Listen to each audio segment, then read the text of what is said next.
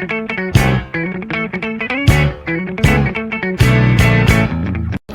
semuanya, selamat datang di podcast Suaraku.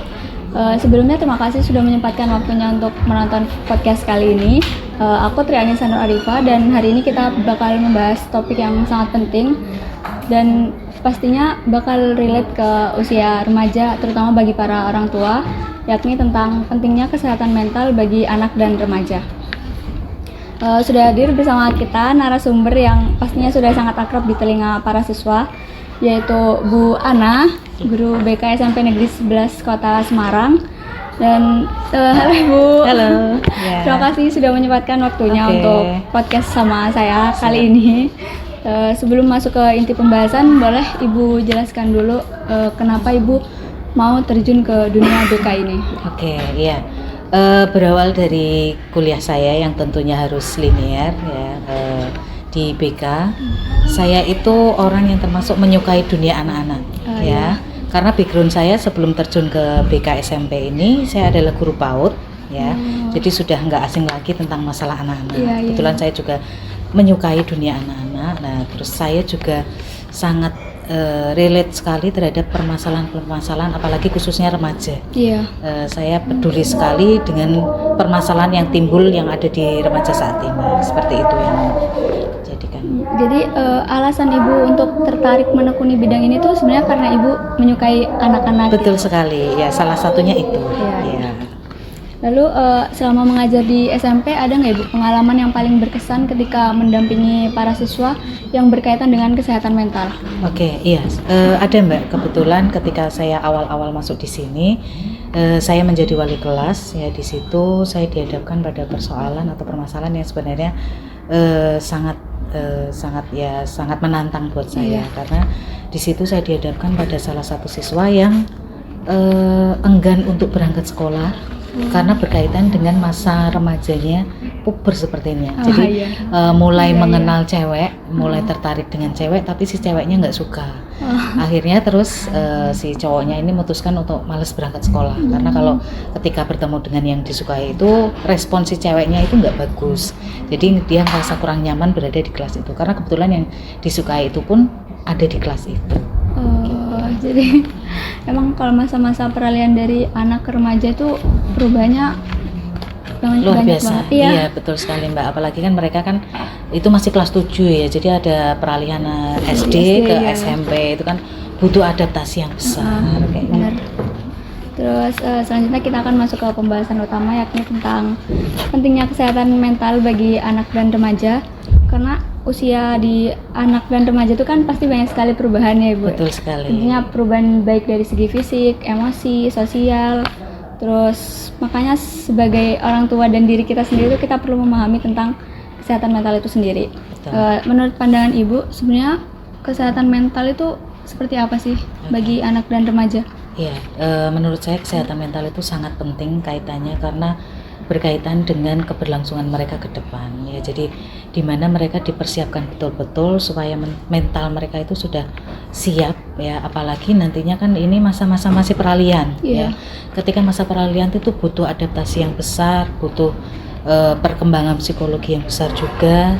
Jadi mereka harus banyak belajar, mempersiapkan mentalnya jadinya lebih kuat. Jadi menghadapi persoalan apapun ketika mentalnya sudah dibangun pondasi yang kuat, dapat masalah apapun mereka bisa menghadapinya gitu loh, nggak terus down ya. Kebetulan yang saya tangani ini benar-benar sepertinya kalau orang melihat kan sepele ya, suka sama cewek kemudian ceweknya nolak, tapi akhirnya jadi down kayak gitu lah. Ini karena kurangnya kesiapan mental ya. Jadi remaja itu kan mudah rapuh ya, mudah tergerus dengan pergaulan-pergaulan yang kalau kita tidak memanage diri kita sendiri, maka ya yang ada seperti itu. Ketika terjadi permasalahan sedikit langsung down dan akhirnya terus memutuskan untuk tidak mau berangkat sekolah. Itu kan ya berarti sudah imbasnya karena ketidaksiapan mental tadi, seperti itu. Benar. Karena emang menurut aku kalau misal kesehatan mental anak kurang dijaga, maksudnya kurang di diri sendiri tuh kurang memahami, itu nantinya bisa berimbas ke hal-hal lainnya. Betul jadi sekali. Negatif gitu. Terus menurut Ibu kesehatan fisik sama kesehatan mental itu kan sama-sama penting ya Ibu? Betul sekali. Itu tuh kenapa Ibu? Iya, Karena dengan kesehatan fisik ya, fisik kan berkaitan dengan tubuh kita. Mulai dari menjaga pola hidup, menjaga pola makan, kemudian pola kayak olahraga, ya menyiapkan fisik kita, sehingga kan kalau pola-pola hidup kita sudah baik, mulai dari apa yang kita konsumsi, kemudian olahraga, tentunya ini kan akan berkaitan dengan mentalnya dia. Ya, orang yang sering sakit-sakitan pun itu kan karena gara-gara tidak bisa menjaga pola hidupnya sendiri, itu berpengaruh terhadap memendam perasaan. Betul sekali, ya, karena tidak ada orang yang dia ajak untuk sharing, akhirnya dia hanya apapun kan dia pendam sendiri. Dia punya keinginan untuk tadi karena menyukai lawan jenis, tidak ada yang diajak sharing, akhirnya ya seperti itu. Sampai beberapa kali saya home visit ke rumahnya pun ya nggak ada motivasi, sampai saya bilang apa perlu si cewek ini dihadirkan ke rumahnya dalam rangka untuk membantu memulihkan mental dia, ya, tapi ternyata dianya malu, dianya nggak mau, ya akhirnya ya mau tidak mau kan kita harus ekstra mendampingi dia sampai dia benar-benar siap, sampai dia benar-benar bisa menerima keputusan yang tadi. Inilah tugasnya guru BK salah satunya. Apalagi kalau cowok kan biasanya itu merasa malu kalau soal perasaan. Betul kayak sekali. Gengsi gitu. Masuk cowok ditolak kan gitu kan. Terus kayak kalau nangis nanti jadi nggak gentle gitu-gitu. Betul sekali, Mbak. Lalu kalau untuk di usia SMP, tanda-tanda yang paling terlihat bahwa anak itu mengalami kecemasan atau mental yang sedikit terganggu itu apa aja, Ibu? Iya, salah satu tanda ketika anak mengalami permasalahan mental itu adalah satu, anaknya sering murung, ya, cenderung murung, pendiam, tidak percaya diri, ya. Jadi kurang bergaul, ya. Salah satu ciri-ciri yang menandakan bahwa anak itu adanya ketidaksiapan mental, ya, terganggunya psikologis dia juga, mental dia. Jadi anak-anak yang terindikasi melakukan hal itu, ya maka inilah tugasnya guru BK untuk melakukan pendampingan, ya, supaya dia lebih ada perubahan, karena perubahan kan tidak bisa kita dampingi kemudian berubah, kan tidak serta-merta, ada proses, betul, proses yang tidak hanya mungkin 1-2 hari, tapi ini panjang dan terus menerus kontinu. Jangan bosan-bosan untuk melakukan pendampingan, karena bagaimanapun ya kembali lagi di sekolah kan menjadi tanggung jawab kami, di rumah menjadi tugas orang tua untuk mendampingi, ya kita harus kolaborasi, bekerja sama seperti itu. Lalu kayak kan seperti yang Ibu bilang tadi, peran orang tua itu penting juga. Betul sekali. Nah, hal yang paling mendasar yang bisa dilakukan orang tua untuk menjaga mental anak ketika di rumah itu apa, Ibu? Iya. Salah satu tugas orang tua tadi mendampingi, ya tentunya yang pertama adalah memberikan edukasi, ya.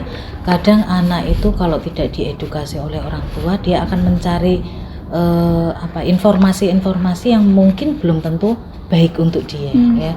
Baik untuk temannya belum tentu baik untuk dia. Ya, jadi inilah pentingnya orang tua mengedukasi yang pertama.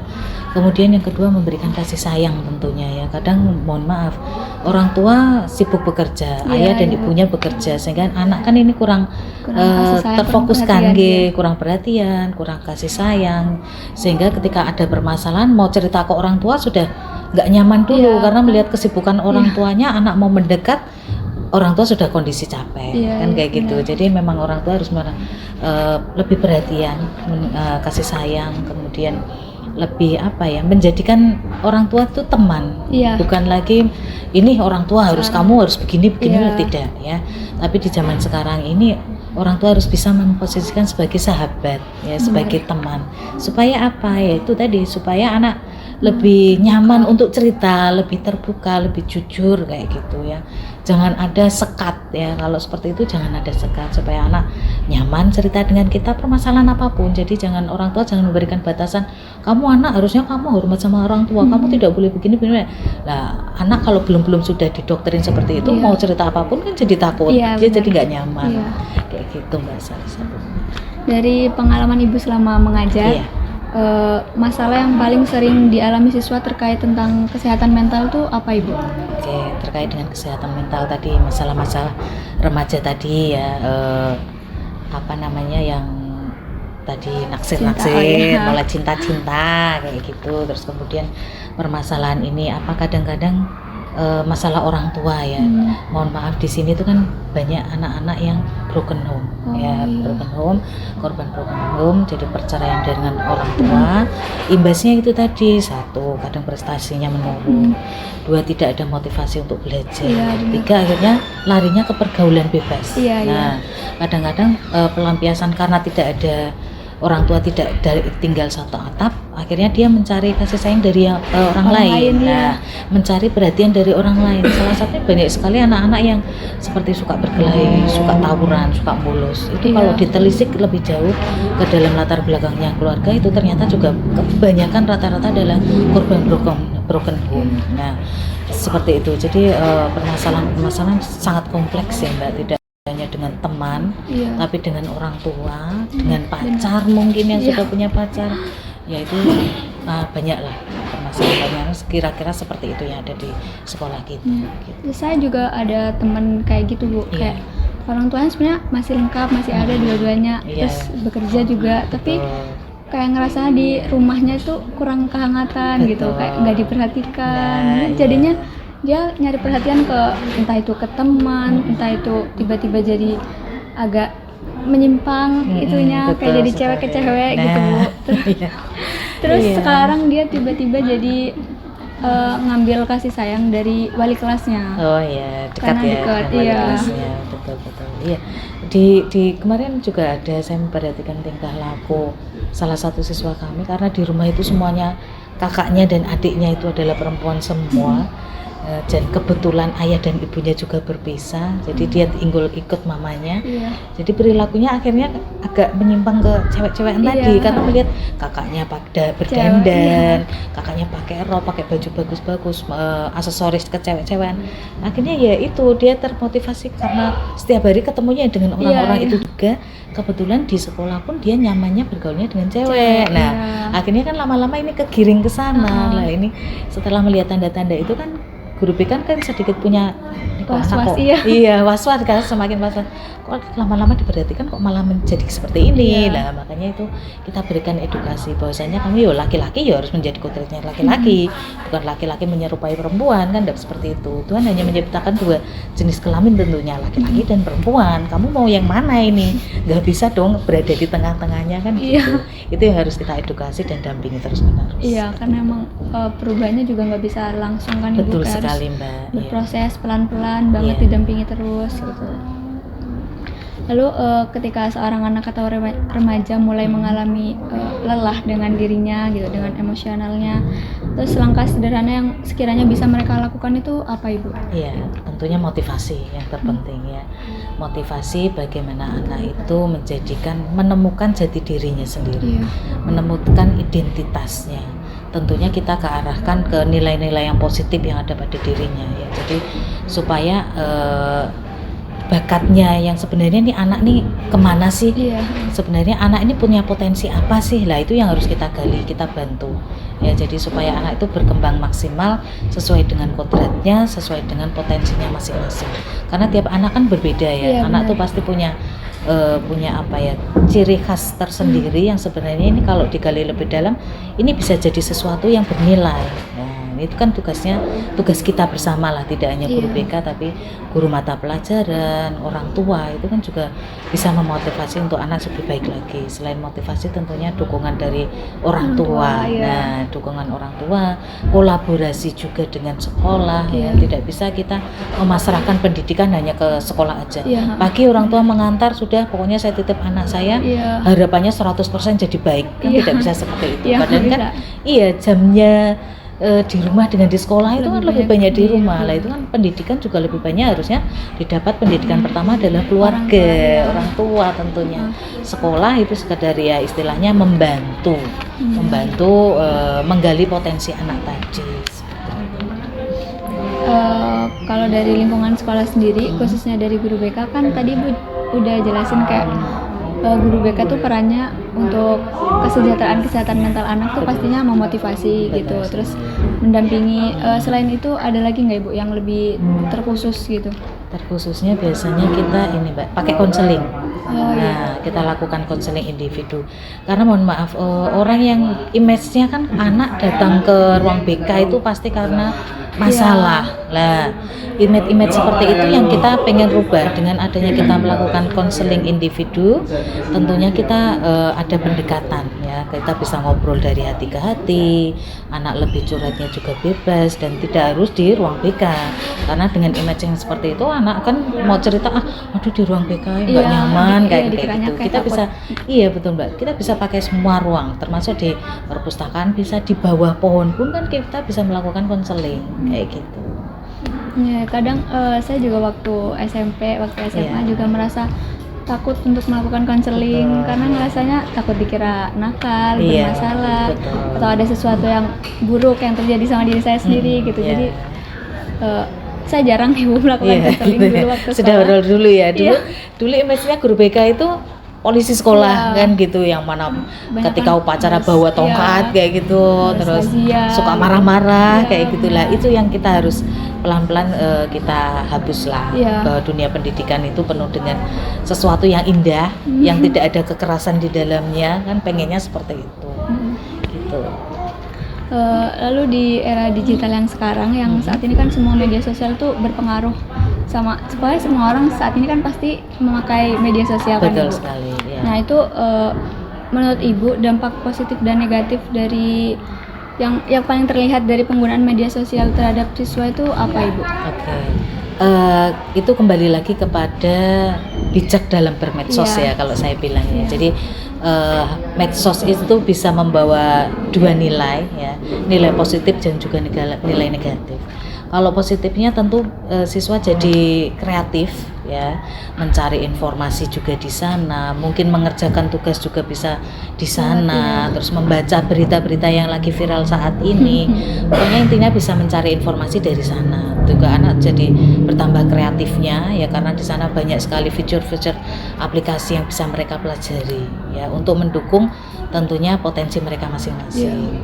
Tapi HP juga bisa membawa nilai yang negatif buat mereka. Ya, salah satunya adalah tadi, kalau kita tidak pintar-pintar menggunakan, kita tidak bijak menggunakannya, tentunya yang pertama satu, tadi berdampak kalau mereka buka konten-konten yang negatif. Nah, takutnya seperti itu ya, bisa buka konten negatif, akhirnya mereka terpengaruh. Kemudian kedua, mungkin kalau melihat IG dari sekolah lain terus bisa tantang-tantangan, akhirnya mengakibatkan salah paham terus tawuran kayak gitu.